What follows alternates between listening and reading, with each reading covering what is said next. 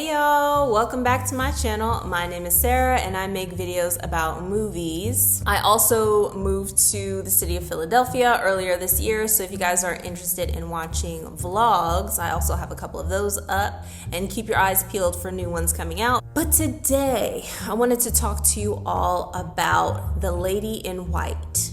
Now, I found this movie on Tubi. I had not heard about this movie. Came out in the 80s. This movie is amazing.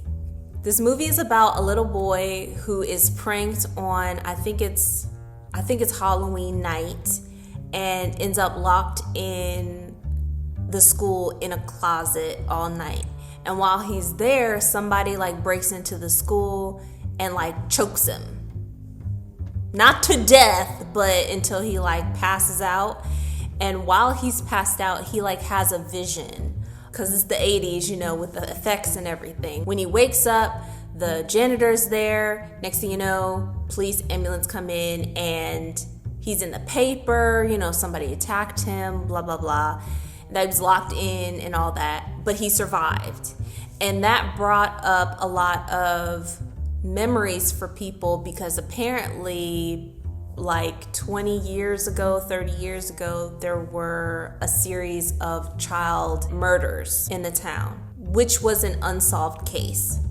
So this little boy being attacked has kind of reinvigorated the public interest in the case, and the police are just very aware of how the public feels about the fact that it's an unsolved case and this just happened. So this person must still be around, and it's sort of like a murder mystery whodunit. And the rest of the story is basically this little boy following clues that he found at the scene, having visions of a little girl ghost who leads him to find other clues. And then there is a final confrontation with the killer.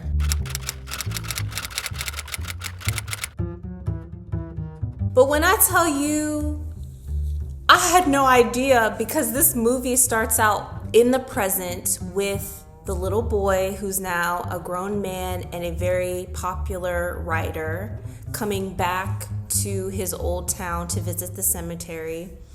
And as they do in the 80s, this cab driver asks him, who he came to see, and it starts him back on this memory beginning on Halloween. When I tell you, when he starts telling this story, it starts out so incredibly wholesome. It reminded me of at first, Casper or E.T., where, you have this little boy going to school and everybody recognizes him and calls out to him by name, waves to him on the way to school. There's a bunch of nuns walking down the street. In his family unit, he lives with his grandparents, and his father's a single parent, and he has an older brother that gives him a hard time, but not really. And the grandmother is always getting the grandfather because he smokes, and is always hiding his cigarettes and stuff like that. It starts out super, super wholesome until this event. Before he was attacked in the school, he saw a vision of this little girl, and it becomes real disturbing real fast, because her ghost is kind of acting out what happened before she died, which is a lot. And then him recovering from his injury and trying to put the pieces of the story together, asking questions and things. Somebody gets wrongly accused. Oh my God. What happens after that? Because the people want somebody to blame, and of course the janitor man gets blamed for it. And it's they're the only black family in the whole town. So it's him, his wife, and their kids and everything, and he gets hauled away. They don't find anything to directly connect him. He works in the building, ergo, he must be the murderer. Meanwhile, the man's wife can't even go to church because people are giving her the eye or whatever, and stuff happens. There are some lighthearted elements in the story because he's a kid and kids do silly things, and how they observe the world is very light, but the things that happen in the story are often violent, and that was a surprise to me, especially with all the lighthearted comedic elements. Like, the grandfather was trying to hide the fact that he was smoking outside, so he like threw his cigarette, but the cigarette fell down into his pant leg and his pant leg caught on fire. That's funny and really lighthearted. And the grandma's like, what you got going on there? But then you have this man getting arrested and being taken from his family and all this stuff. And the little boy's dad like standing up for him, like, y'all don't have any evidence to connect him to what happened back then. Y'all investigated it back then. Why would y'all do this? The consequences of them naming him as the killer. It's realistic, and then it pulls back a little bit. And it's like, here's a funny, lighthearted, comedic moment. Like when the little boy is following the ghost girl, and then his older brother shows up, and he can see her too. And he's like, wait, you can see her too?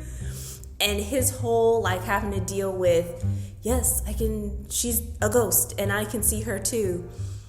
And then you have these like so sad realizations when he learns about some of the members in the community, like this lady that apparently like lost her mind and was taken to an asylum, back in the day, asylums, mental hospitals, whatever. And he didn't know that. He just thought it was like the creepy old house on the corner. Because in all of these movies, there's always that creepy old house and you don't know exactly what happened there, but you know to avoid. And just all of these really heartbreaking moments, and then these really like shocking moments like, oh my God, I can't believe that happened. What's gonna happen next? Genuinely, I feel like this is a genuine murder mystery, although it is from the 80s, so you'll probably figure it out. But the cast is huge, the setting is huge. You see the cemetery, the church, the school, his house, somebody else's house, them walking through somebody's farm, them getting lost in the woods. And then you have these really like emotional, impactful moments, like when the little boy's dad thought he had lost his son, for example. It's like he'd already lost his wife, and he was very emotional about that, which I was not expecting. And him being very like honest, I don't know what's going on, but I need to keep an eye on my boy. And so many details like that, because this is a long movie, so you better be locked in to watch it. But I highly, highly recommend it. I would give it a 4 out of 5. There were some things that snagged a little bit, but it's a great Halloween movie, I think, because it has a little bit of everything. But you guys let me know if you guys have seen this movie. What did you guys think? I was so blown away by this movie. Yeah, the special effects are kind of, not that good, but it's 80s, so you gotta give it some credit. But the way that they tell the story, I think, is so layered. There's so much detail there. And you guys let me know what you think. And thank you so much for spending your time here with me. I really appreciate it. And I'll see you guys next time.